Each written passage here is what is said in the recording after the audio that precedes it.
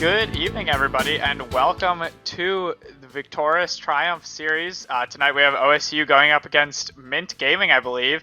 My name is Braden Oast. I'm joined tonight by Matthew, and I'm honestly very excited to see what OSU has in store for us this week. Yep, absolutely. Me too. We got two pretty good teams headed up against each other. OSU 4-3 record. Unfortunately, I think they've dropped the last two, but they are up against Mint Gaming, who's 5-1 on the season. So it should be a pretty good matchup. Yeah, I know they actually just got finished playing a series on Wednesday night, I believe. Had that one rescheduled from last week, I believe, and had a bit of a tough time, but it was a super close series, and so there's definitely, still a lot going for this team, and I'm very excited to see, hopefully that they can pull it out, especially against a tougher opponent like they have tonight. So I'm excited to see, them to continue to keep growing and just playing well as a team. I know we had at least one lane swap for the hunt for value, moving from ADC to mid lane in the middle of the season, and so there's always room for growth there when you make such a sudden change, and so it really can only go up from here. Yeah, no, they definitely have a lot of pieces. It's just, at least last week, what I was noticing is like some of the late game was getting a little iffy, but they definitely have all the pieces, and they're definitely a good team. You can see it in the early game. You saw it in their game too as well. So definitely a lot of things going for this team. Obviously, Value transitioning from ADC to mid. He's done a fantastic job in the mid lane, pulling out several different champions to play with that. And then we saw the Hull Breaker last week from Mukub. He was able to split push and get a lot of inhibitors and turrets on his own, despite being like 1-6 on the Volibear. He was probably one of the most impactful members. So yeah, I'd like to see what Ohio State can bring out this week and to try to improve upon what they had last week.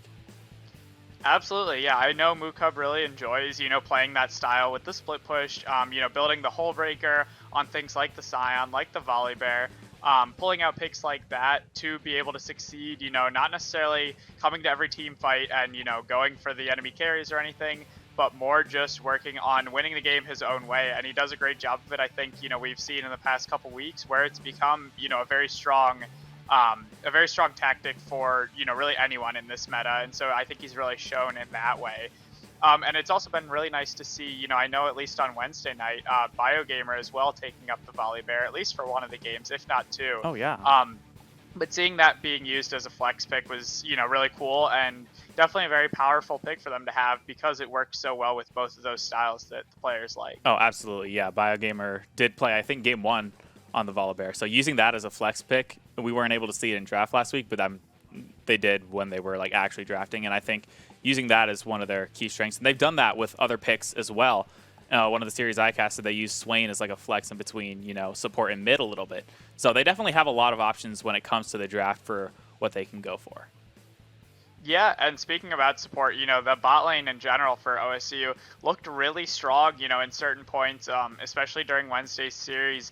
Blue, had a lot of gold on him, had a lot of impact in that game, especially on Draven, where, they ended up, I believe they ended up losing that game, but regardless, he had a lot of impact. He was making plays for himself, making plays with Flux as well, and working, really well with that, aggressive play style that they like, and obviously fits really well with a champion like Draven, to find a lot of success with it. And so I think if they can continue that success, it also opens up the map, because when there's so much pressure bot side, they're also able to open up the map for Mukub to, work on the split push and do things like that, play his own game and take pressure away from him, which is exactly what they want.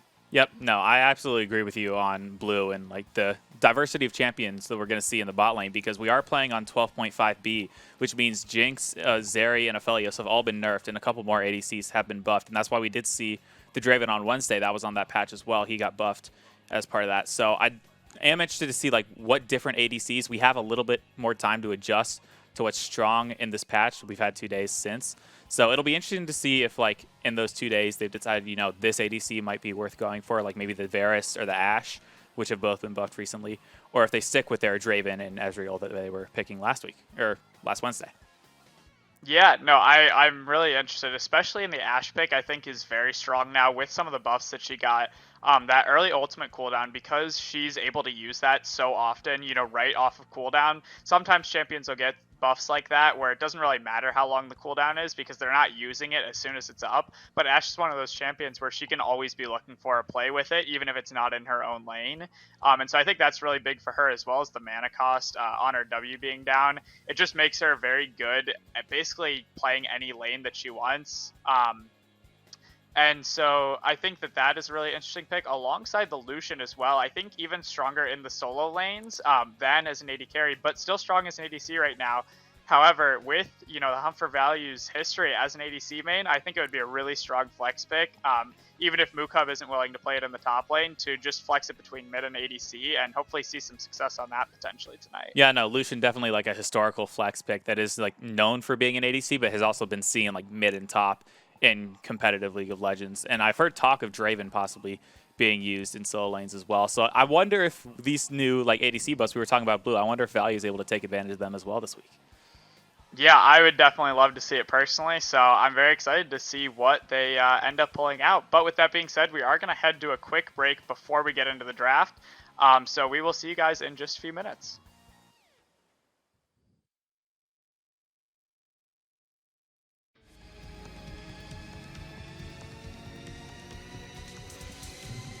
And welcome back, everybody, for Victoris Triumph Series. Today's series against Mint Gaming. We are about ready to hop into the draft, I believe, so should get that started in just a second. And I'm excited. We talked a lot about some of the potential picks we could see.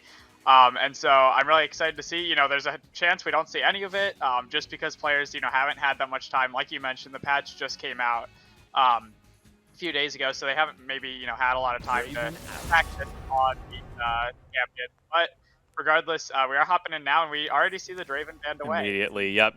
They probably watched, the Wednesday game, realized, oh my gosh, he's actually good on this champ. We got to ban him out. We do see the Corki ban as well coming out of Mint. So a little bit of the old meta still. Corki's still a very good champion mid lane. We do see Sion and Gangplank up in the top lane. Sion going to the Mukub and Gangplank going to Mint. But you did mention Mukub on the Sion liking that Hullbreaker pick. Yeah, I think it's one of his most comfortable picks, especially right now. Playing that Sion, it's very popular. A lot of streamers play it and have, had a lot of success with it. And so I know he picked it up, in a similar vein to that, and has had a lot of success on it in solo queue and competitive and, just all around the board. And so I'm not surprised to see they picked that up. And the Gangplank is honestly, I don't think too bad of a matchup for him. Yeah. Some other picks that we're seeing come in, we see the Rek'Sai for Halal Horse. So interesting that he's in for BioGamer this week. And then we see the Lissandra, which was another pick that we saw a couple times on Wednesday. The Nidalee and the Veigar coming in for Mint Gaming. So we do have the top half of the draft. We're going in, top jungle mid type of order. So we do get to see this play out. Whose side are you favoring, just off the bat? Well, I am not really a big fan of Nidalee, honestly. I think that she's way too hard to play consistently. So I would personally say I'm on OSU's side here, especially with the Lissandra and Rek'Sai. I really like that combination just because there's so much lockdown from the Lissandra. It makes for really easy gank setup for this Rek'Sai. And it's just a very powerful 2v2 early on in the game that something like the Nidalee is going to have a very hard time getting away from if OSU's really easily able to just hop onto her. And also, with the Hunt for Value being a newer mid laner, there's the old saying that, mid laners get put back on Lissandra duty. And so it is definitely, a champion that you can do very little and have a very high impact on the game. That, it's one of those champions where you can just press R on someone, and as long as it's the right person, have a lot of success. Plus, there's a lot he can do outside of that. And, we've seen him, like you said, play it a few times already. He's definitely capable of making a lot of, really nice picks and just working the map for OSU, which I think will be really helpful for them to try and get numbers advantages while they push for this Sion to, have more reign over the split push. Yep, absolutely. So we did see a couple more picks to round out the draft. We have the Kai'Sa and the Swain. Swain is a pretty common Fluox pick ever since a few weeks ago. He's been pulling that out a lot. And then we see the Lucian Nabi combination for the side of Mint. So now that we see the full draft, we have, the Kai'Sa, and I'm blanking on the support champion, of course. But, Swain, duh. Who are you favoring, now that you see the whole thing? Yeah, so we didn't get a whole lot of time to see the whole draft there, which is fine. We'll obviously see it in game as well. But just off the bat, I would say I'm really interested to see how Mint Gaming is able to pull off this Lucian Nami. It was a really strong combination, not too long ago, and fell out of favor a bit. But Nami didn't really get a lot of, substantial nerfs to her kit, and Lucian just kind of fell out of favor for other, more scaling ADCs, especially in preseason with some of those changes that were made, outside of him actually being nerfed or buffed. And so I'm very interested to see if that power is still going to be there and if they're able to create a big enough advantage in bot lane. Because, at the end of the day, the Kai'Sa and Swain also kind of need to get ahead early. And so I think a lot of it is really just going to be dependent around who can make a bigger impact around this bot lane, whether it be in the 2v2 or the 3v3 with the junglers. And I think OSU might have the advantage in that 3v3, even if they don't always have it in the 2v2. And so for that reason, along with the mid and jungle combination, like I talked about earlier, I'd probably favor OSU in this one. Yep, I would tend to agree with you on that one. I do like the more early game style for OSU. That definitely plays into more of their strengths as a team. I am, like you mentioned, the Lucian Nami for the other side. I am recalling that was a pretty good duo, and Lucian has gotten buffed recently.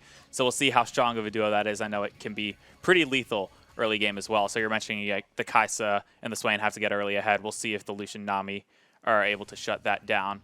But I believe we're going to throw to a quick break here before we get into the match. So we will catch you all in about 3 minutes.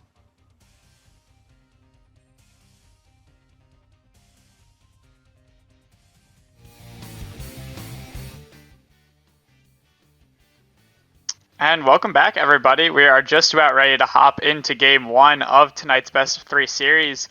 And Matthew, I'm really excited to see we got a chance to look at the original draft order. And so looking through that, there's a lot of interesting pickups. Not too surprised to see that Mukub did pick the Scion into the Gangplank. I think I mentioned that, I think it's a pretty good matchup for him. And so I'm not surprised that they were able to get that off the counter pick.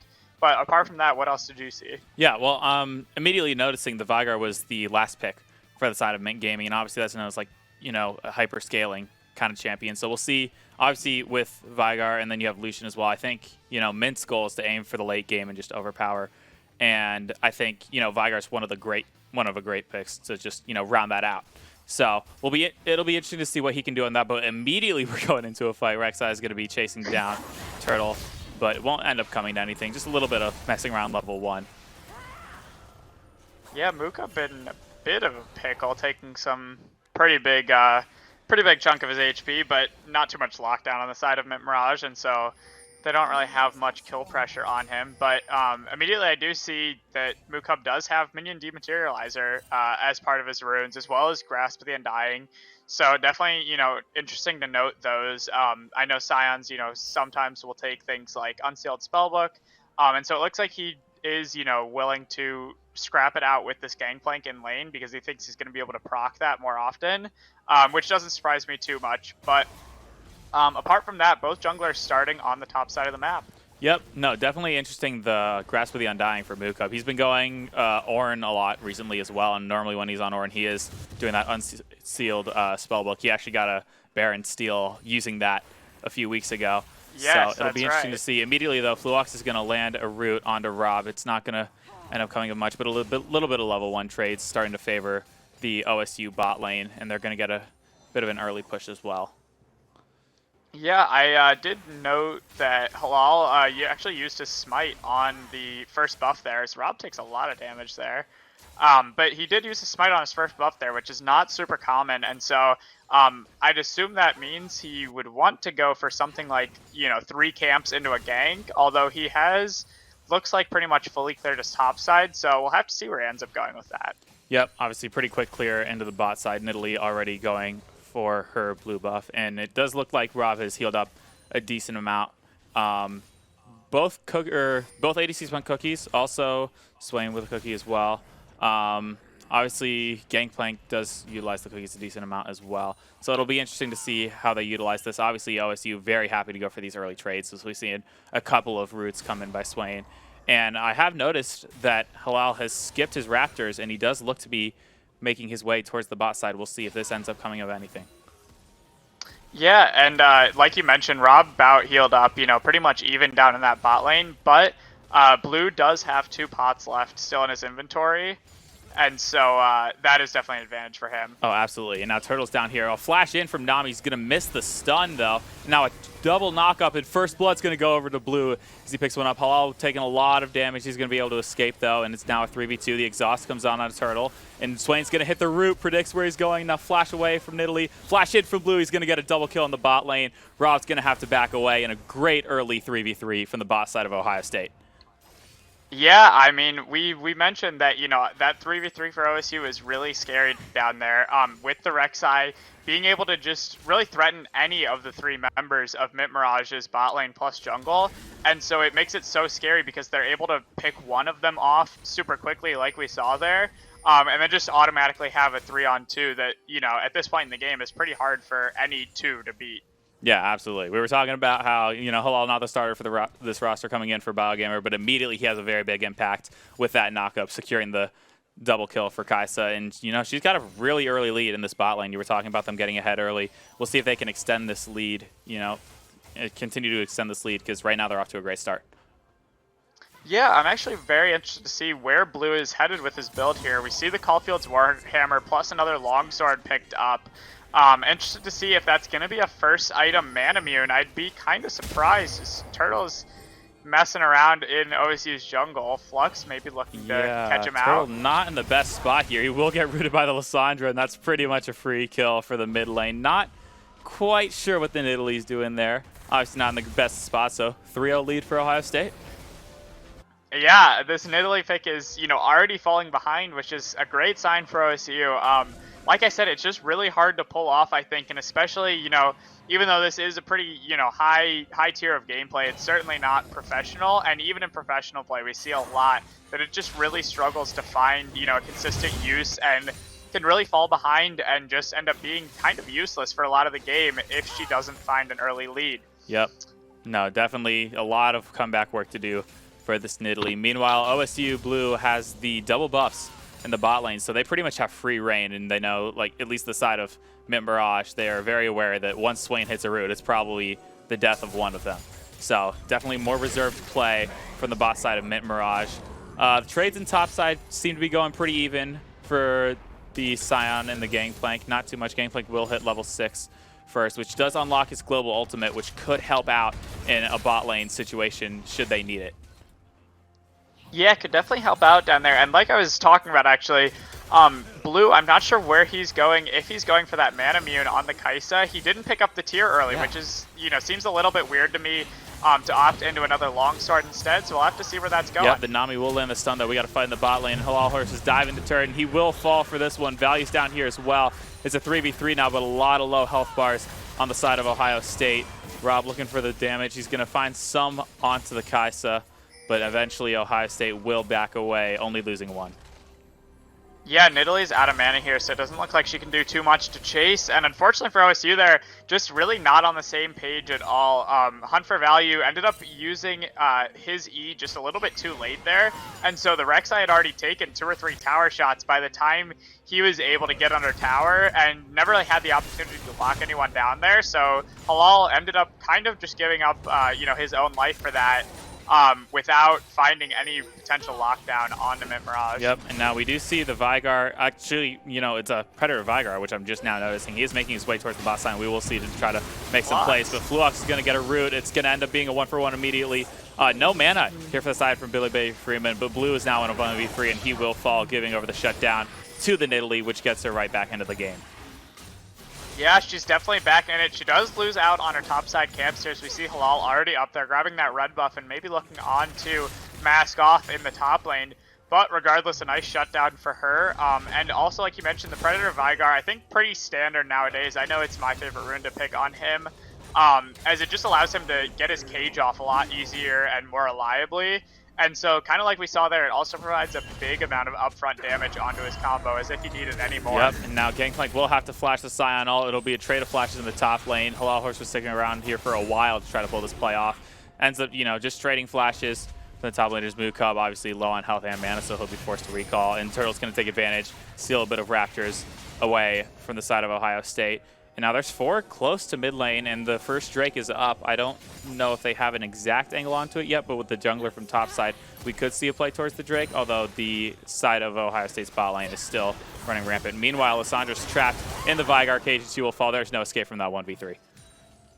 Yeah, just like that, goes down right away. The Veigar just cages her up, and with that cage, it provides Nidalee a lot more access to the target. So it's definitely a very nice setup that they have with the Veigar Nidalee to, allow her to get onto them, like they did onto Lissandra there, and secure pretty easy kills. So that's another big pickup for Turtle on this Nidalee, as now he also steals away the red buff and maybe looking onto more. Yep, here comes a play bot side. Swain not going to get any damage done with that, but a 3v2 is avoided. Obviously, Lucian here for backup as well. And Halal Horse, instead of going bot side and making a 4v4, is just going to answer top side and try to find a play onto Gangplank. They will go for the dive. The barrel is popped and it's a crit, so Gangplank does get a little bit of damage off. He eats some oranges, but it's not going to end up mattering. The dive will come through. Mukub now has tower aggro as Rek'Sai drops in a pretty flawlessly executed dive for the Ohio State top side.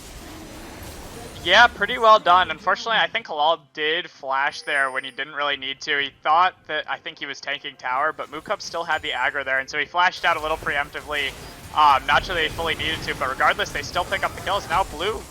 There's no way, dude. Blue, how did he get that kill? It looks so good for Lucian initially, but Blue and Fluox are able to turn it around. Now Lucian is able to, or that's Nami. And the snipe from Blue. Oh my gosh, double kill from Blue coming out. That was a really good play by the bot side.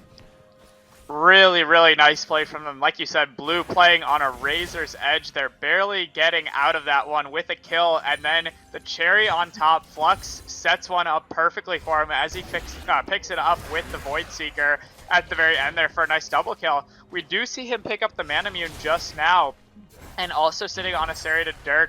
Means this Kai'Sa's looking to go, I believe, just more of an AD build, which is, not exactly standard for what we've been seeing on a lot of Kai'Sas recently, where they've been building mostly AP with, just enough AD to evolve that Q. Yeah, no, definitely the AP Kai'Sa was something I was wondering, getting into this game, are we going to see that variation? But just, pure AD Kai'Sa from now, or for now. The Manamune, interesting, picking up the tier last as part of that. But, he's doing well as it is. So obviously a lot of early damage for this bot side of Ohio State. Yeah, as it turns out as well, I don't think it's actually a huge detriment. It's now Robin in trouble. Rob's in a lot of trouble as Swain, as I was saying earlier, if he hits one root, it's just game over, and he will prove that. The Lucian falls for a 3rd time this game. Swain does pick up that 1 kill, but Kai'Sa's still got so much gold and so much damage that it probably doesn't matter all that much.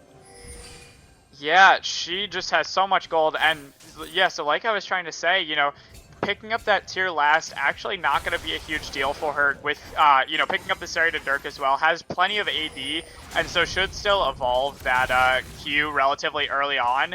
Normally with the AP variant, if you don't sit on a Serrated Dirk like Blue is here, you do have to wait until that Manamune fully stacks up to get the evolved Q, but he shouldn't really have a problem now that he has that extra bonus AD. And so in the end, it was probably just best for him, like he did, to pick up just the raw AD earlier on. Yeah, absolutely. So, a lot of focus on the bot side so far this game as we had several fights break out. Obviously, Kai'Sa with 5 kills herself. Not too much counterplay going on from Mint Mirage and the top side, though.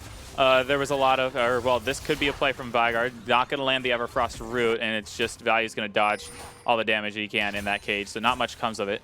But one thing I was noticing is that while Blue and Fluox were getting a lot of kills on the bot side, Mint Gaming was taking advantage of the top side, and Nami just landed a stun bot side. They're not really able to follow up at all. So, Blue and Fluox are right now running away with this game, and I think Mint Mirage are going to need some sort of counter from the top side if they're going to stop this. Yeah, no, like we kind of mentioned in our, keys to the game, these aggressive 2v2s, I think they are going to end up being a big factor into who wins this game. Just because they are kind of both feast or famine, and so with OSU having this massive advantage, it definitely bodes very, very well for them to control that bottom side of the map and hopefully set up for this next dragon spawning in just a couple minutes.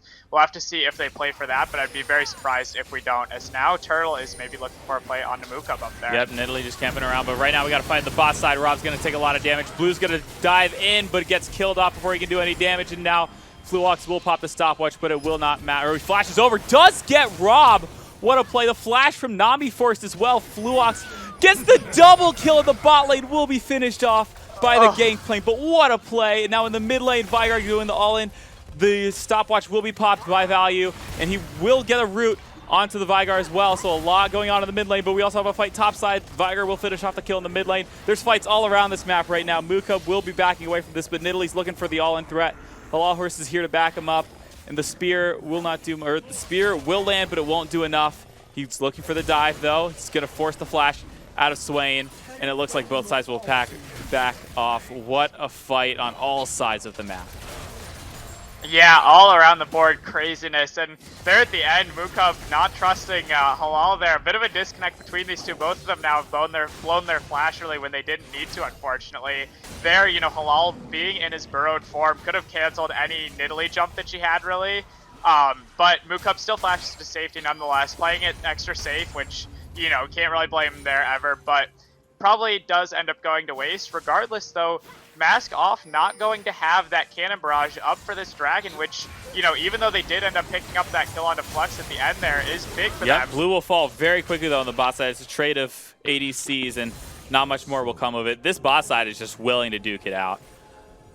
Yeah, that's a huge play for Mint Mirage. Outside of just killing this Kai'Sa again, they also now get more downtime for this Gangplank ult to potentially come back up for the Dragon fight. It's such a big tool, especially, you know, from the top side to have that extra piece, as now we got another fight breaking out. Fluox's going to take a lot of damage initially, but it looks like Mint will be backing off. Now Turtle dives in, does get the shutdown on the Swain. Now Halal going to do a lot of knockouts, but will fall for it. Value still alive, going to be able to dodge the Vigar cave. Nidalee looking for the chase down, doesn't land the sphere, and will be able to get stunned by Nidalee, or by Lissandra here. Lissandra doing a little bit of damage. They're looking for the trades. Lissandra forced to flash away, and Vigar will finish off the kill. Kai'Sa looking for the long-range W, but won't quite find it. Right now, Mint Mirage set up for this Drake. Yeah, unfortunately, there, you know, Hunt for Value just not, you know, properly calculating how much damage he was going to be able to do there, and so he ended up E'ing in onto the Nidalee for some extra damage and to finish it up his combo, but wasn't able to quite finish her off. Plus, she did go for the Rift Maker this game. Very interesting build, and also makes her tankier, and so that definitely, I think, could have had an impact on why he thought he was able to get the kill there. But in the end, not able to, unfortunately, and so that is a big pickup for Mint Mirage to be able to grab another Dragon, even with the giant lead that OSU had there. Yep, absolutely. You mentioned the Nidalee build, though, in the Rift Maker, which is definitely unusual, but a couple more items to point out. We have a Dark Seal that's stacked to 9 on the Vigar, which that is very lethal. You land that cage, it's pretty much you're guaranteed to die. And, I mean, down here, Nami's going to throw out the wave. Fluox is going to dodge that. I'm not sure he had the range to do that, but he does it anyways. He dodges the Nami ult, and the side of Mint will be forced to back away. Yeah, I must say I'm loving this Vigar pick from Mint Mirage, but in the meantime, Halal is going on to Mask Off. Yep, Mask Off going to get killed by Halal. He's going to fall for it. Steel City Warrior will pick up another kill. Gameplay drops the ult on himself, but it ends up being a 1-for-1. They're looking for a lot of dives, or Ohio State's looking for a lot of dives on top side, despite winning so well on bot side. They're just trying to control the entirety of this map. Yeah, and unfortunately Halal, again, flashing there after he was already dead. A little bit unfortunate, as that is such a big tool for Rek'Sai to be able to flash and knock someone up really easily on a gank. So unfortunately that they had to blow that there, but regardless, they do trade 1-for-1 still not terrible.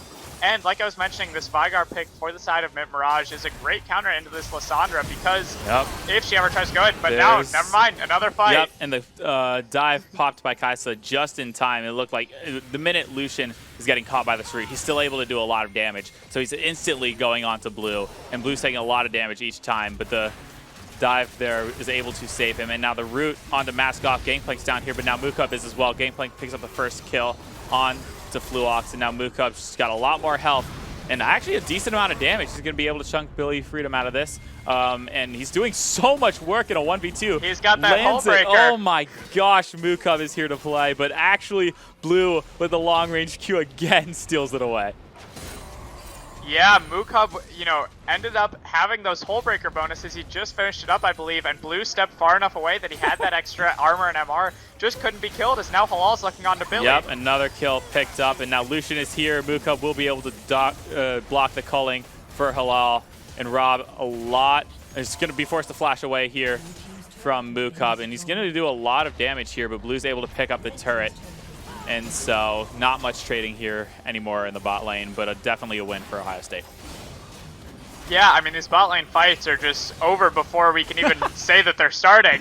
It's craziness. Yeah. But like I've been trying to mention, this Vigar pick, when Lysandre does try and E in, look for a pick as, again, bot lane, boom, another kill. Blue grabs another one onto Rob. Nothing new there, though, really, at this point in this game. Yeah.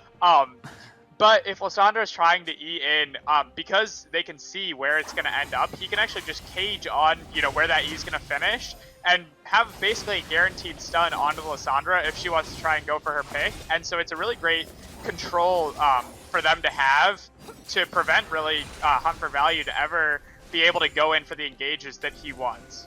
Yeah, absolutely. So I'm noticing another build, though, however, the Gangplank Prowler's Claw. That's a new one to me. Yeah, I'm actually, I think that it's probably pretty good. It does provide, I believe, the most lethality on any of the Assassin Mythic items, and so I know a lot of champions that don't even utilize the active, actually, have been picking it up just because it is so powerful to have that extra lethality over something like a Duskblade. Things like Ezreal even are using the Prowler's Claw, yeah, even though they're never actually using the dash that comes with it. It just gives such great stats. I'm not surprised to see GP use this. Now Turtle's in a lot of trouble. Yeah, Turtle's in a lot of trouble and a great root. The Killer Instinct comes in from Blue, and they will finish off the Nidalee. So the minute Swain lands the root, a lot of damage onto Rob as well. Obviously no follow-up from Blue as he does not have his ultimate anymore. But it's going to force Rob away from this turret, and he's just throwing out poke. And he has built a Natur's Tooth, so a little bit of AP in the variation for Kaisa, and it looks like Mukub is just focused on this turret, and Vigar is just forced to stand there and watch him take it. Now he's going for the kill. Vigar is going to be forced to flash away. Mukub going for the 1v1. I think Mukub still has him, baby. He's going to flash into the cage. He's going to get... Oh my gosh. He's flashing from Nami, going to try to save Steel City Warrior. Ultimate comes out as well. The root onto the Swain. Knocks up the stun as well. And Swain trying to do a little bit more damage as well. Mukub will fall, but he has the zombie form, and he will be going for anyone but the Vigar. The Vigar is able to get away. So a close call, and the Scion almost able to shut down Steel City Warrior. I mean, he's 6-0-2, so being soloed by a Scion really feels bad. But due to that topside trade, OSU are able to stop the Drake stacking, and they will pick up their first Drake of the game. Yeah, it all really started with OSU getting that pick onto Turtle near the mid lane, opened up that map for Mukub to go for that side lane play like he just did, and even though it wasn't successful, OSU still getting a big objective on the other side of the map like that dragon, because already at a numbers disadvantage, they had to send, 2 or 3 people up to the top lane and had no chance to contest, because OSU only had one person up there. Yep, no, absolutely. I'd say, saying that wasn't a good trade for OSU is definitely pushing it. I think they definitely won out, given that they had to draw 3 in order to save their mid laner. So, able to pick up the Infernal Drake. They are sitting on about a 2k gold lead right now. The Baron is on the map, and we're just going to see a lot more transitioning now as we move out of the laning phase and into more team fighting. And it'll be interesting to see. Obviously, the Kaisa and the Vigar are going to have the most effect. Fluox is going to get stunned here. No follow-up initially. So it'll be interesting to see how these team fights are executed. Obviously, both comps set up, but the Swain root is going to come in first. Halal Horse dives in. Turtle is going to fall as the Kaisa Killer Instinct's in. And now Halal Horse is going to pick up Billy Freeman as well. That's 3 kills for the side of OSU, and no one has fallen yet. 3 for 0, and Rob will get hit with a W from Kaisa, be forced to back away, and that should be Baron for OSU. Yeah, I mean, Flux and these Never moves on the Swain are just crazy, especially paired with that Glacial Augment that he loves bringing on the Swain support. It creates such a difficult spot for, these players to get out of once they get caught, because even once the root ends, there's still that slowing field that slows for so much. So it's really, another great play by Flux, really, to start that all off, and OSU just always had the front foot there and never took their foot off the gas pedal. Yeah, well, they have the slowing field, but they also have the Everfrost. Swain has that built, and so if he lands one root, it's more than likely he's landing another. So it's just whenever he lands that root, it's been this way since minute 5. Someone is going to die. And so if he's able to start off the team fights by landing that, I think it's OSU favored the entire way. Yeah, absolutely. And in the same regard, I think that Steel City Warrior can do the same on this Vygar. We just haven't seen it a lot in these fights. It hasn't really led to more than 1 or 2 kills at a time. And so we'll have to see if he can start transitioning, his pick potential into what we've seen Flux do on the Swain. Yeah, absolutely. And now Mookub with the Hull Breaker. This is definitely his preferred way of playing the game. He's just soloing up here. He's going to take a lot of damage, and it's drawing 4 up to the top side from Mint. And so Kaisa and Lissandra will pick up the bottom side. Obviously, Mookub is going to fall here and get stunned by the cage, not be able to do much. And, I mean, he drew 5 up. So the entire bot side of the map is owned by Ohio State with the Baron. They're going to get this bot tier 2 and possibly push onto this inhib, although they don't have much of a wave to do so with. Yeah, great play by Mookub to draw all 5 up there. Honestly, I think a pretty big mistake by Mint Mirage to send more than 3. Even 3 is pushing it. I think you can at least stop Moo with 2, even if you don't have kill pressure onto him, especially when OSU has this Baron. But nonetheless, OSU does get the inner tower in the bot lane off of it. I think Mookub as well may have, been able to wait a little bit longer there before pushing up into his lane, and maybe OSU could have pressured for that inhib. But like you mentioned, they didn't have much of a wave either way, and so in the end, it's still a fantastic trade for them. And even though they lose the Baron on the Scion, they're still feeling very fine, pushing the map, even further and opening up more potential for Mookub to wreak havoc later on in this game as these next dragons start spawning, like in the next minute or so. Absolutely. We do see the gold distribution up here, and we can see Kaisa is a solid 4.5 thousand gold ahead of the Lucian, which makes sense for a 9-3 against a 2-7, but that's still kind of insane. It is crazy, and we've seen how much OSU has been able to work the map because of the bot lane advantage that Blue and Flux created. The Nami and Lucian at this point in the game are really hardly doing anything compared to the pressure that the Swain and Kaisa are able to put on anyone, and from a decent range as well. Yep, absolutely. I'm noticing the Kaisa build as well. We mentioned the serrated Dirk, and that is the only part of that lethality build. So obviously that was just left there to empower the Q, and that W does so much damage on the turtle. Kaisa is going to be putting in the work, and obviously Swain's going to be there for the setup when they do elect to team fight. But with the Drake up in 13 seconds, Ohio State has all the positioning in the world. That is so much health gone for Turtle. Yeah, I mean, Blue just not being punished here. He gets to just keep throwing out these Ws because Mint Mirage hasn't been able to dodge them. That she gets, I believe, a 70% cooldown reduction as long as she hits an enemy champion. And so really missing one of them puts the W back on like a 15-second cooldown, but Blue just couldn't miss there. And so he's able to take huge chunks off multiple members there. Yep, doing so much damage to a lot of the, doing so much health damage to a lot of the damage dealers on the opponent's side. Obviously going to zone them off the Drake. And now it's 3 people on the Mookub again. He's going to try to ult away. Won't get much done, however, and they will be able to take Mookub down in the 1v3. Ohio State not able to push that much of the map this time. Obviously, he is dying much faster now, and so that gives less time for Ohio State to react. Yeah, this one more on the end of the spectrum that I was talking about earlier, where it might have been a little bit too early. The rest of OSU not really in any position to get much done, either in mid or bot lane, and so it ends up just being, not that great of a death there. Whereas when OSU has been able to be in position, not only, today, but even in previous series where we've seen him on the Scion or similar picks, they're just able to get a lot more done. Yep, and now they're looking for the angle onto Blue. They have Forrest going to force the flash away. Vygar lands all the damage onto Kaisa.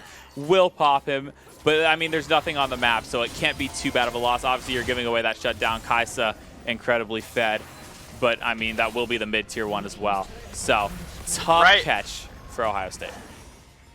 Yeah, I mean, even if Mookub did die there with not much done on the rest of the map, never mind, we got to fight. There's a lot of damage on to Steel City Warrior. The culling is popped, and Rob going to do a lot of damage, but Vygar will fall, so it's now a 1-for-1 on both of the heaviest damage dealers on either team. Rob's going to have to dash out of that, and it looks like Ohio State is on the chase. Maskoff is going to be able to join. Scion going to train in, and Halal Horse gets popped for a lot of damage, able to knock up Maskoff, but he will get the shutdown. And now Fluox's in a lot of trouble as well. Going to get chunks down. Value's going to have to pop a stopwatch, and it's only Mookub left. It goes so wrong on the chase down for Ohio State as they end up losing all 5. Kaisa's back up now, but that did not go well for Ohio State.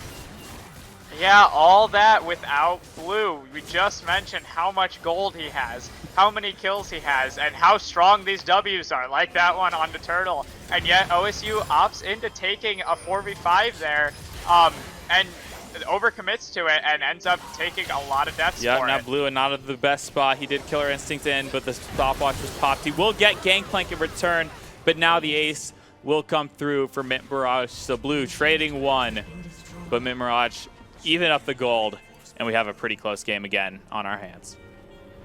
Yeah, very close game, and it could have been bigger for Mint Mirage there, but kind of like I was trying to talk about earlier before that fight broke out, was that, you know, even though Mukub did have a little bit of a rough death there on up in that top lane where OSU wasn't able to get a lot off of it, he did get that wave pushed in towards Mint Mirage's side of the map, and so once they found that pick onto Blue, you know, with the bot wave as well pushed in, just from that Baron push that they initially had, there really wasn't anything to do for Mint Mirage except stay in the mid lane, and luckily a fight got forced, otherwise they would have really been hung out to dry on things that they could have accomplished with that numbers advantage.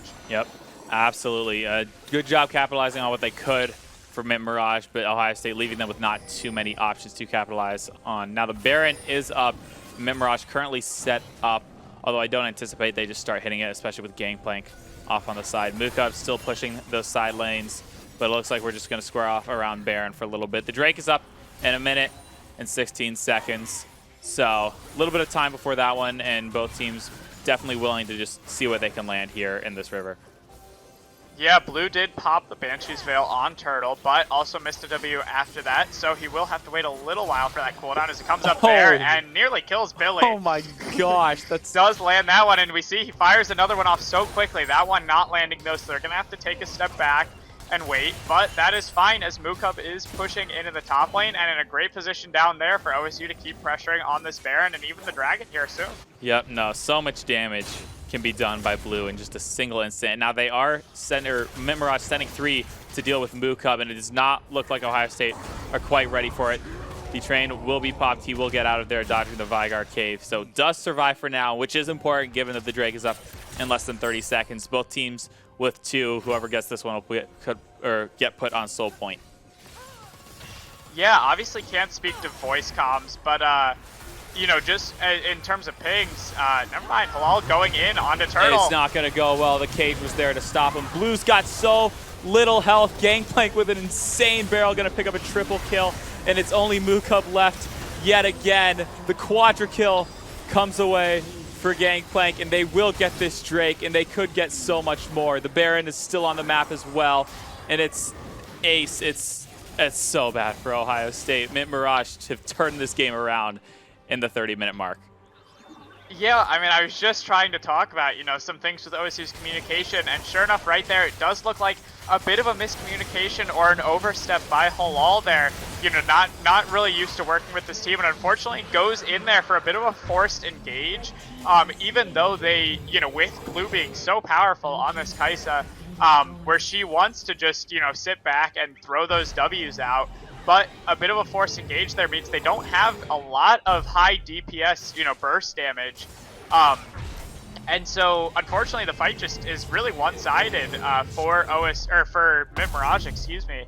But like I was saying with the communication as well, my point earlier was that we didn't really see any pings come down onto the minimap when Mukub was being collapsed on in the bot lane. And so I'm wondering if their problem here isn't that, you know, Mukub isn't really getting much of a heads up, whether it be him, you know, himself paying attention or his teammates not calling out when Mint Mirage is rotating over to him.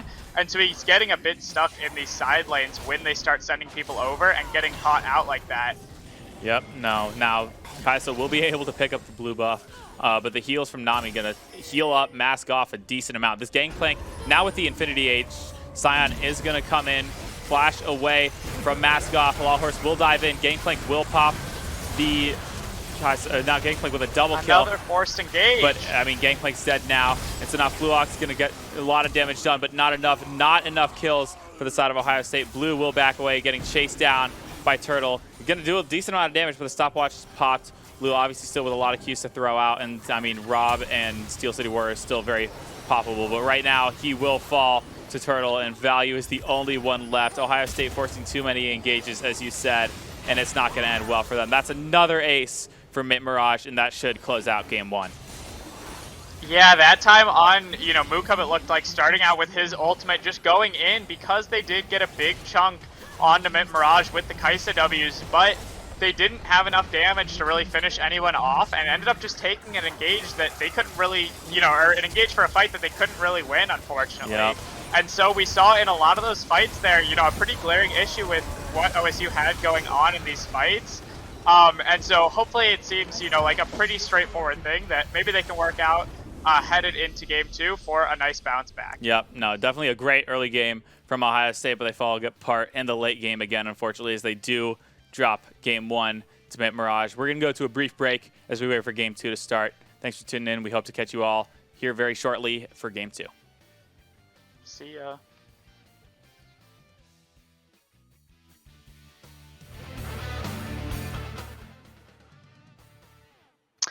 And welcome back, everybody, for Game 2 of tonight's series. OSU looking to bounce back after a tough Game 1, but a close one at that. And we are hopping right into this draft where we see some similar faces in the ban phase. Yep, no, we see the Swain and the Draven banned from the side of Mint. They are now on the blue side, Ohio State, back on the red side. You see the Vigar and the Diana ban. Hecarim coming out as well from the side of Mint. That's normally a ban targeted at BioGamer because I know that's probably his best champion. But I believe Hello Host has some, reps on that one as well, and also very solid. So the Jarvan, final ban for the side of Ohio State. And we see the Gangplank pretty quickly here for Mask Off, which was something he played fantastically in the last game. The Tryndamere answer, though, for Ohio State. Yeah, I really love the Tryndamere here. We do see the Volibear as well. Wouldn't be surprised if that did get flexed earlier in the draft, and the Shaco as well picked up for Turtle. But yeah, the Tryndamere is definitely a really good pick into the Gangplank. Gangplank doesn't really have any defensive tools to stop Tryndamere or lock him down, and so Tryndamere can kind of just run over him, and so it's definitely a very good pick for Mukub here, and I think something that he's very comfortable on as well. Yep, absolutely. Tryndamere definitely a really valuable champion in this current meta. But one other thing to note is that we see the Malphite come out for Steel City Warrior in the mid lane. Another interesting pick. It's going to be countered by the Victor. So very interesting and different draft coming out from Mint with both Shaco and Malphite. Yeah, the only thing that I can think of for this Malphite pick to really make a lot of sense would be for Steel City Warrior to be taking it into the top lane here, or potentially trading it off to Mask Off during the end of the draft phase here, because it is a very good matchup into Tryndamere, but it's not a very good matchup into Victor. I mean, you can probably kill him earlier on and, potentially harass him, but at the end of the day, you want to be stacking armor on him. And so into the rest of this OSU team comp, it doesn't really make a lot of sense. So that's really the only reasoning I could figure out behind this Malphite pick. But other than that, I'd say if they keep it in the mid lane against this Victor, should be a pretty big upside for OSU. Yep, absolutely. And I mean, we've seen value on Victor as well, I believe, this season, and that's one of his better champions. To round out the draft, though, Blue is put back on the Kaisa champion he was doing a lot of work on last game, but it's going to be countered by the Xayah Rakan. So a little bit of, MSI 2021 flashbacks I'm having over here. The Nautilus coming in for Fluox as they did ban away his Swain. So overall draft, obviously we have the tank jungler for Halal and the Volibear. I think, at least personally, I'd favor OSU here. Yeah, I think OSU has a great draft here. I think the Malphite is going to struggle to find a lot of value here. We've got a lot of mobile carries on OSU, besides the Victor. And so I think that they should have plenty of room to play these fights, how they want to play them. And, the one thing I will say about Mirage's draft, is the Xayah pick. Obviously paired with the Rakan is a very strong pairing. Though not necessarily a very meta bot lane right now, not the strongest of the bunch. The Xayah does do really well against teams with hard engage, the way OSU does, where they're all five kind of just wanting to run at their team. The Xayah with the ultimate and Gale Force as well, which I'm sure we'll see her pick up, is a very good tool for her to use in order to get away from some of that engage and stay safer. Absolutely, yeah. Xayah definitely with a great disengage ult in the Feather Storm, and Rakan pretty much that iconic pairing between the two of them. Really solid bot lane. I think that's more aimed at shutting Blue down early because Blue was able to get that lead very early for himself. And I'm sure with the Nautilus, Fluox is going to be looking to the same thing. He's back on a Hook champion That's one of his more famous things as well, as he veered away from that for the Swain. But that's, kind of similar a little bit. Still pulling in the root. Yeah, the E's pretty much a exactly. hook. So, yeah, definitely favoring the side of Ohio State, but it'll be interesting to see how it plays out. Excited for the Shaco jungle, the Malphite mid for the side of Mint Gaming. But that being said, we are going to throw to a break until we get into Game 2. We will see you shortly.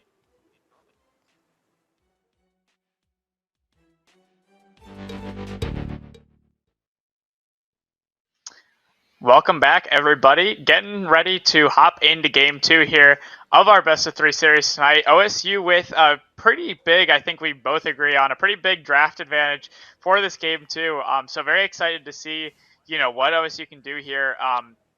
And, barring this Shaco, I think, getting a lot done in this early game, I think OSU should have a really, really easy time cruising through these mid and late game fights where they have struggled.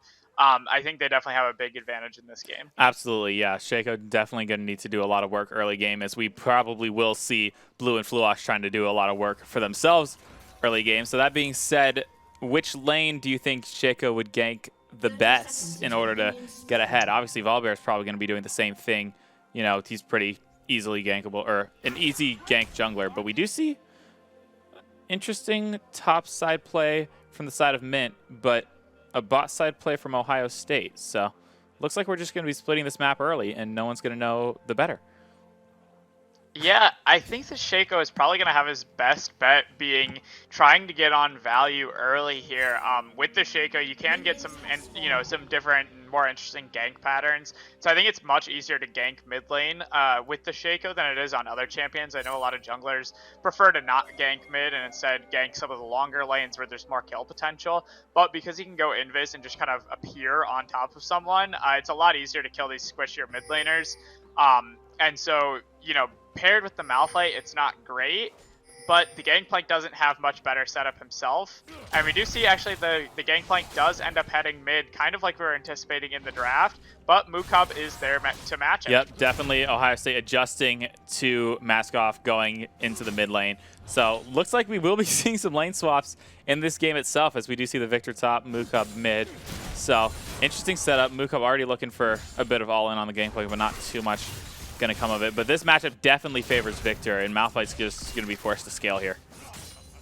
Yeah, Value rounding out his full now arsenal of lanes that he's played for this OSU team, as of course we already see some fighting happening in the bot lane. A good knockup by Baby Billy Freeman onto Blue, but a lot of damage traded in return. Fluox obviously getting the initial hook, going to do a lot of work for Ohio State. Fluox, back on his hook champions. He's going to force the flash out of Rob early, so really well played by Fluox, and he's going to be looking for another anchor here too. He's just kind of sitting here menacingly, knows he has all the power with this level 2 advantage. Yeah, Billy and Rob just greeting there a bit. They went for that early fight, which was fine, but then they gave up the push on that second wave there, and so OSU was able to get level 2 first pretty definitively, and yet Rob still walked up into hook range and had to blow the flash there because of it. Definitely a pretty costly play for him, and one I'm sure Blue and Flux will gladly try and take advantage of. Yep. Interesting for Xayah, though. I believe she has gone Q and W first, so she doesn't have the root available yet on her abilities. So an interesting decision there, because if Kaisa does choose to all-in before this level 3 is reached, which it might not happen anymore, as it looks like Nautilus is roaming mid already.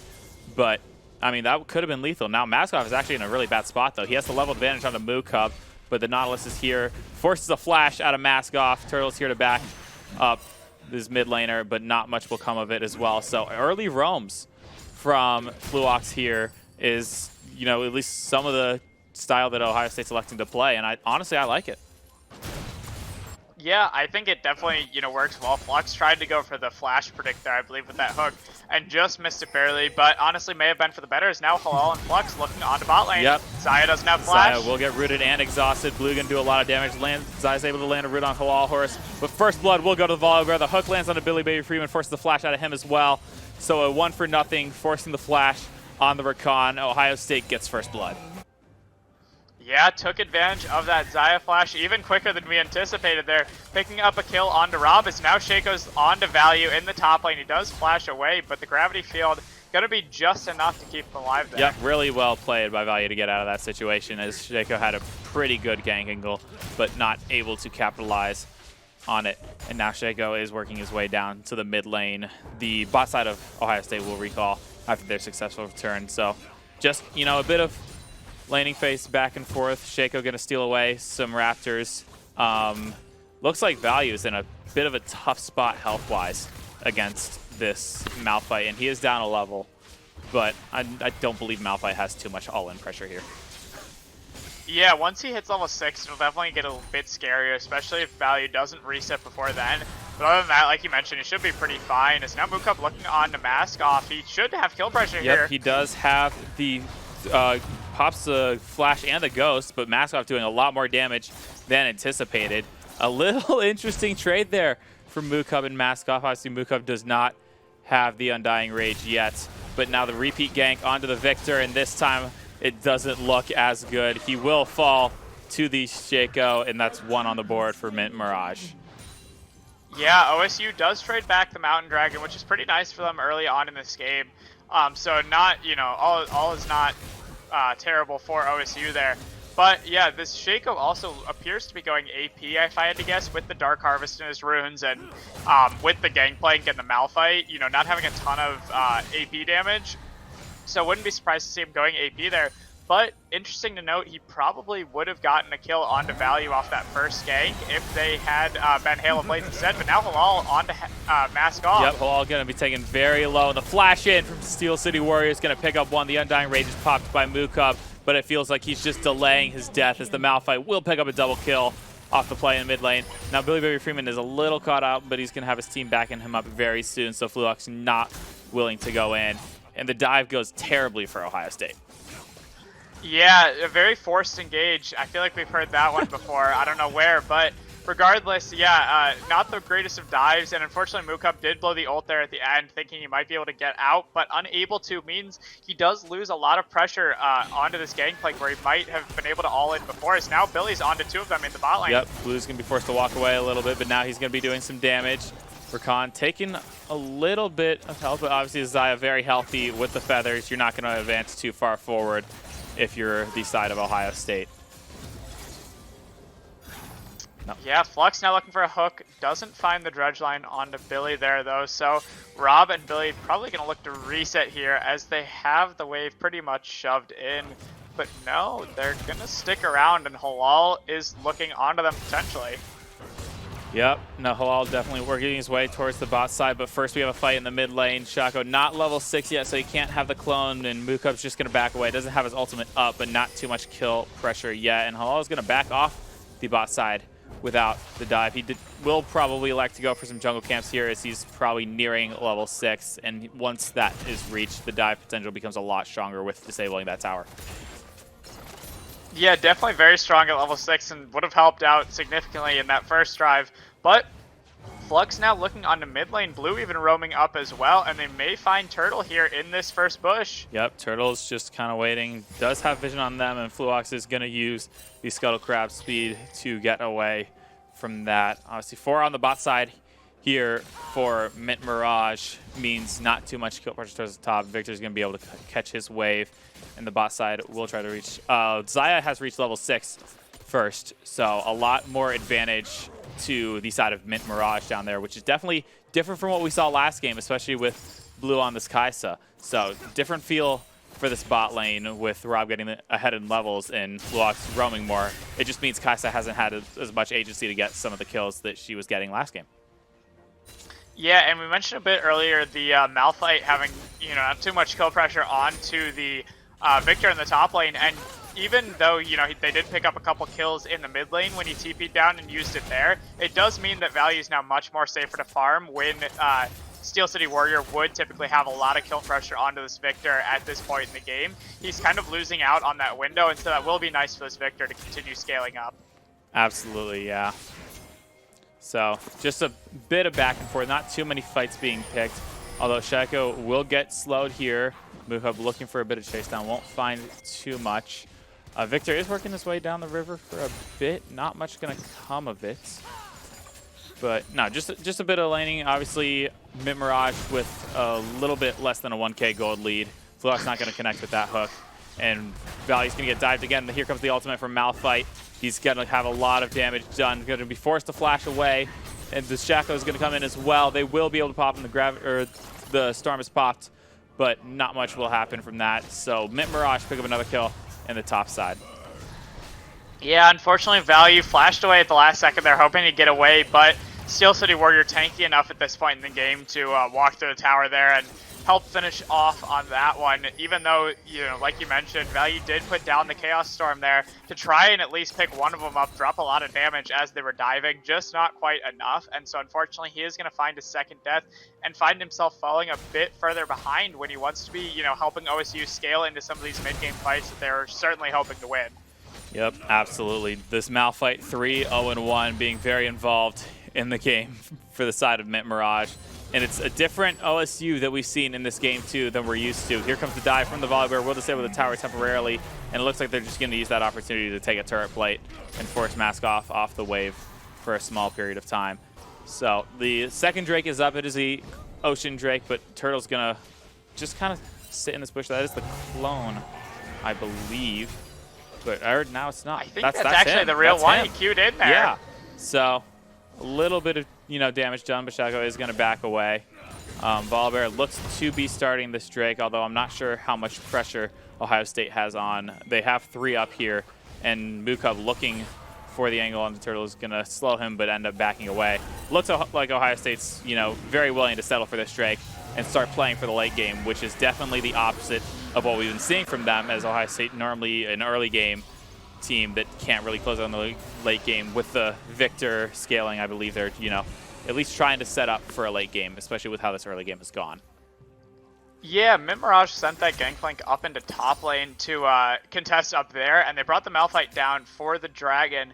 But because he didn't have that ult back up yet after that top lane play that they made, they didn't really have much pressure to try and fight that Dragon. So they do give that one over to OSU, which is really nice that they can start stacking these up and working towards an Infernal Soul this game. Yep. Because now Value's in a lot of trouble down here. Yeah, Value's in a tough spot. Zaya's not going to be able to land a root initially, but Rakan and Shaco just waiting in that bush for Zaya to push in this way. She's getting a lot of free XP for this as well, and Value's just going to get dove here with the cannon wave coming in. Billy Baby Freeman looking for the start. Charm is land, and it's just clean. They're going to finish off that kill, and now Zaya with the W going to do a lot of damage to this turret. Yeah, I mean, just a really clean dive executed by Mint Mirage there. Value really was none the wiser to that gank happening, even at this while. There's just too many places on the map that they could have been there, and so, not really a knock on him to not know that they were coming. But an unfortunate play for him, as he does continue to fall behind. Just trying to catch some of these side lane waves and continue scaling up has not really worked out for them so far, and he once again gets taken down.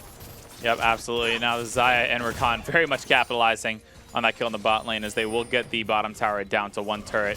Mask off in the meantime, forced to defend his turret, but I mean, Trindamir's looking for a dive angle. Fluox goes in with the hook. Shaco will pop the clone. The ultimate is dropped from the Malphite. He will dive in. They will finish off Fluox. Mukub has popped the Undying Rage. Gonna flash out of there, kills the Shaco clone, but is able to get away. And so it ends up being a 1-for-0, but now Mint Mirage with 6 kills on the board. This Malphite 4-0-1. And while that's not a damage dealer, that engage and being so tanky, you're probably never gonna kill him. And Zaya is also getting solo turrets in the bot lane as well. Yeah, Mukub came in there from an interesting angle. I'm not sure how he got there, but ended up under the second tower in the mid lane there, and ended up forcing an engage a bit there with Halal. And so by the time the Malphite showed up, able to knock both of them up, still in tower range, I believe. And so between the towers and obviously just all of not Steel City's, my apologies, Mint Mirage's damage that they have at this point in the game with a pretty substantial lead right now. No real surprise, honestly, that team fight ended up going in their favor. So OSU now once again looking onto this mid lane, but we've seen it now twice not work out too well. Yep. But regardless, they go for the 3rd time. That's kind of a tragic engage for OSU. The ultimate failed from Volibear, but they'll all back out alive. Fluox went for the flash hook and landed it, and I honestly don't know how they all survived that, because that looked like a tough situation to be in. Now Fluox with a bit of a greedy engage, or greedy recall, and now Steel City Warrior will flash in. He might be able to finish off Blue here as well. He will. So a double kill for the Malphite, but in return, Ohio State looking for the dive on top side. Zaya going to flash away and use the Feather Storm to get a lot of damage down, and root them temporarily. The Rift Herald is popped for the side of Ohio State, and Mukub will fall. Doesn't pop the ultimate either, so a tough situation for him. Halal Horse is going to be forced to back away here, but Steel City Warriors coming up again. He has the ultimate ready here soon. Billy Baby Freeman's here. The ultimate will land, and Volibear will fall yet again. It's another 4 kills at the end of the day for Mint Mirage.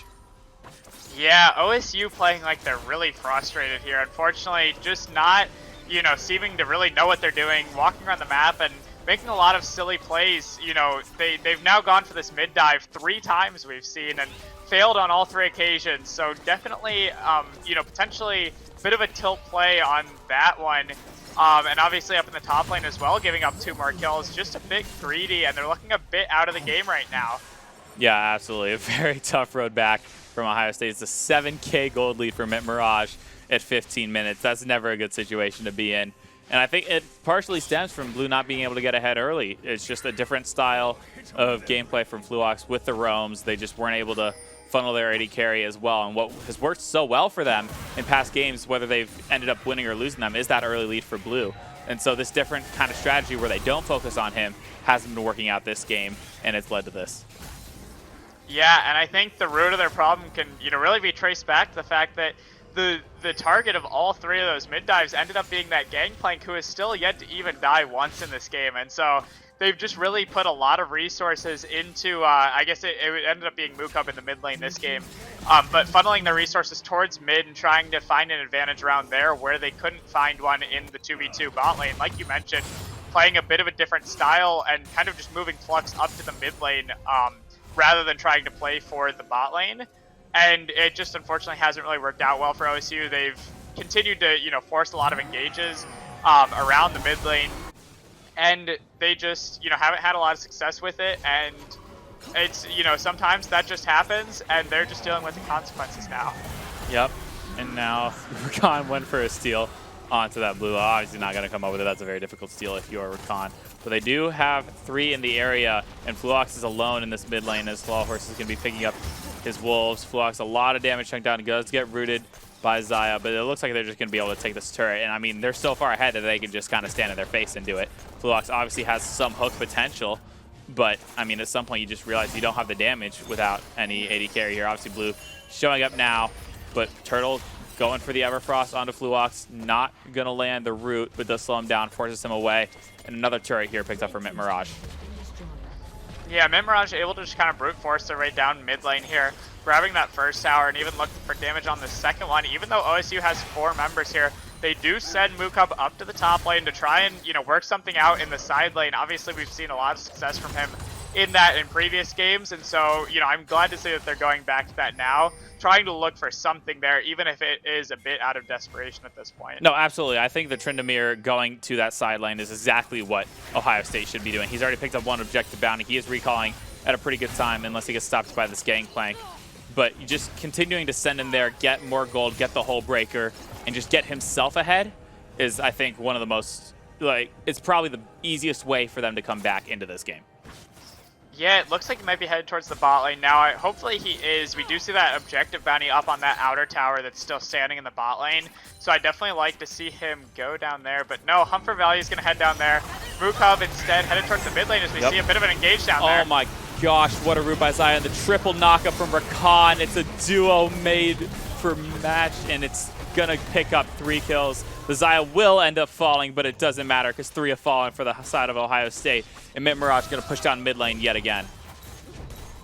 Yeah, OSU again looking for something that just isn't there for them. They're too far behind there and walking so far up, taking a fight that they just can't really afford to take, as now Mukub in some trouble under the inhibitor turret as well. Yep, he's able to pop the Undying Rage and spin himself away. The Malphite ultimate was used, but Value's going to die trying to back him up. And so this inhibitor turret is also looking like it's under fire. They probably will be able to pop this. Obviously, Fluox going to try to zone them off for now. Going to lay a little bit of damage down onto the wave, but obviously as a Nautilus support, you're not going to be able to do much. Blue able to come in and back him up. And so one ended up being much. The Kaisa W is not doing as much damage quite yet this game as they did last, but he will still continue to throw them out onto the Shaco. And Mint Mirage will back away. Oh, there's a hook from Fluox though. Shaco going to pop the clone. They land the stun. It is onto I honestly can't tell. This is why I'm in bronze. So The real one's walking up right now. well, I mean, he's got the rest of his more team health. with him, and I mean, Malphite doesn't have the ultimate, but Fluox is going to be forced to dredge line away. And so there goes the Shaco clone pop. That should make it easier for, you know, me to tell at least. So Ohio State will be forced to back away as their primary engage with 0 health whatsoever. Yeah, I mean, luckily OSU able to get away there with nothing really. Took a bit of an overchase. Is now Rob maybe, though, in a bit of trouble. Halal going to try and engage onto him as now Blue dives in as well. Yep. Oh, he's going to be able to finish off Blue, though. Rob picks up one. Volibear's forced to ult down. The ult comes out from Gangplank. I'm not honestly sure why, because they never really had a chance of killing Halal Horse, but really well played by Rob to pick up one on the way out. Yeah, I mean, great on Rob to pick that up. Again, just a bit of a rough engage for OSU there. They did find a good opportunity, but behind so much at this point, Rob able to take one down with him, and well, that's still probably best for OSU. Burning that flash at the end, like you mentioned on this Volibear, definitely hurts as well, especially for, you know, potential picks that they may be looking for at this point in the game to find something. That flash stun that the Volibear can offer would definitely be nice to have. Absolutely. Any kind of flash point and click CC is going to be, you know, hugely advantageous. And obviously Halal was thinking that as he engaged onto Rob, but Rob able to get the outplay and make it a 1-for-1, just meaning it's kind of a lost situation for Ohio State. They are, you know, down a decent amount, so any kill is at least somewhat helpful. But that flash engage is going to be tough to lose. Now Mukub looking for the all-in onto Rob as well. Rob's going to pop the Feather Storm. Undying Rage will be able to finish him off. Mukub flashing out of turret range.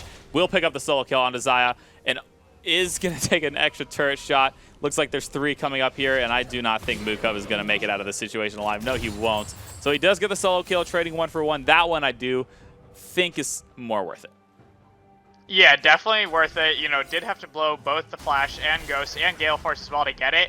But at the end of the day, it's not going to be a huge deal. It's still definitely a good pick for them to grab before this Dragon spawns. If OSU really wants any chance at this game, they've got to try and find a way to get to Soul. And potentially just trying to sneak a 3rd Dragon like they are here would be a great way to do that. Yep, looks like Fluox is trying to sacrifice himself, but Steel City Warrior is having none of it as he dives in and lands a knockup on the 3. Shego will steal the Drake away, and they will pop the entire team. Ohio State is ace, really well executed with the gold lead and just everything in Mint Mirage's favor. They're able to steal the Drake, steal the kills, and just run this down mid now.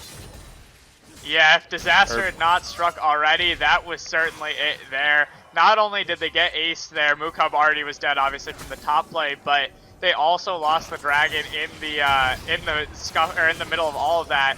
Means Baron is going to be gone here, and OSU really has no chance to get to Soul in this game either, unless they pull off an absolute miracle. Yeah, I mean, any kind of Soul is 10 minutes away from Ohio State. They're going to have to at least win the smite for 2 of those. That's a really tall order considering how far behind they are. Obviously, they do still have some objective bounties, and this Tryndamere will be trying to pick those up. Mukub hasn't quite gotten to Hullbreaker yet, and this TP coming in from the Malphite, you can't hit a minion that you're being TP'd to. Mukub going to have to dash away from this, but I'm not sure he survives even with the Undying Rage if he does elect to pop it. This Malphite's just going to end up chasing him down with the Qs, slowing him. Halal Horse able to back him up and at least make sure Mukub makes it out alive. So it won't end up being much, but a good teleport from Malphite to stop that turret from going down. Yeah, and whether it matters or not this game, we'll see if he even gets to it, but I do believe Mukub is actually going for the Navori Quick Blades for his second item there, which I actually prefer much more on the Tryndamere over Hullbreaker. I don't really love that people started building the Hullbreaker on him. I think he works better with just a straight up, you know, more ADC or crit-oriented items, and so I'm glad to see that he does finish that up there. I think it's much stronger, and especially at this point in the game, it will do a lot more for him, I think, than the Hullbreaker. Absolutely, yeah. That being said, the Baron, for the side of Mint Mirage, they will pick up the tier 2 in the bot lane. Dredge line will not land for Fluox, but not much of a wave left here. Gangplank obviously setting up his barrels. Doesn't quite have the Infinity Edge, so only doing about 60 or 40 critical strike, although the hook will land onto Steel City Warrior. He will end up backing off as obviously that's the tankiest member of this team. And Mint Mirage have a pretty good push onto the spot tier turret.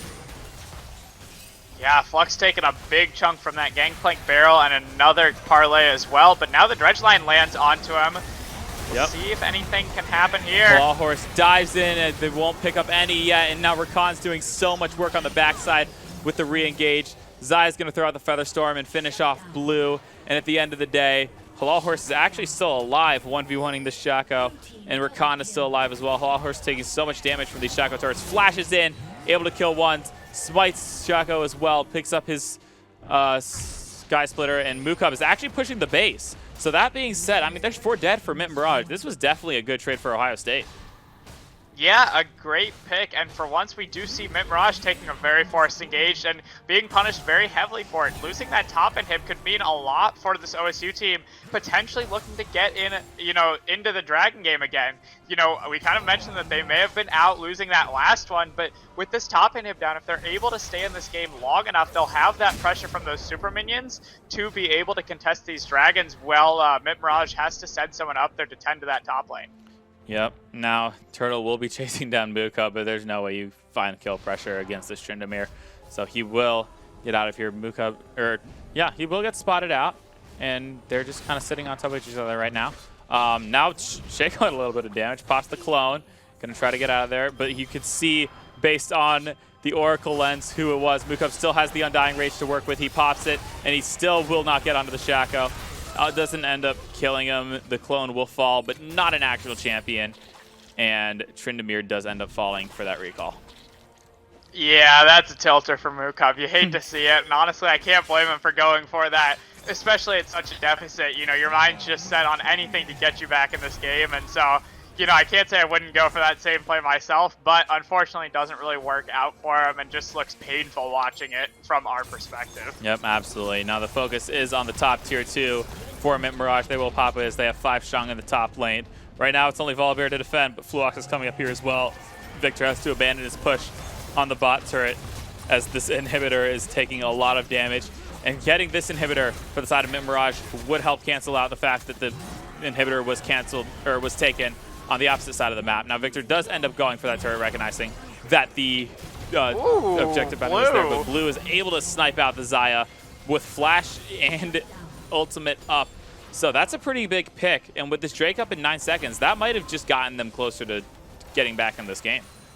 Yeah, Rob making a huge mistake there, getting cocky or just not seeing the Void Seeker. Either way, leaves both his flash and ultimate up, like you mentioned, and just dies there, meaning OSU should be able to take this dragon. Mukub, however, is top lane, so they do want to play this one out a bit slowly. They've still got 15 seconds on the Xayah death timer, and they want Mukub to have enough time to get something done at the top lane. That being said, Fluox is going in onto the Shaco. They will, or actually that was Gangplank. He will end up falling. Ohio State able to secure the Drake. And now they're looking to disengage, but the Rakan ultimate is going to do a lot of work. Hunt for value low, and Kai'Sa's already been popped. Steel City Warrior is going to flash in onto the Victor, not going to find him immediately. And Halal Horse actually very tanky, and Hunt for Value still alive. So they're going to be able to do a lot of damage. Volibear still looking for more.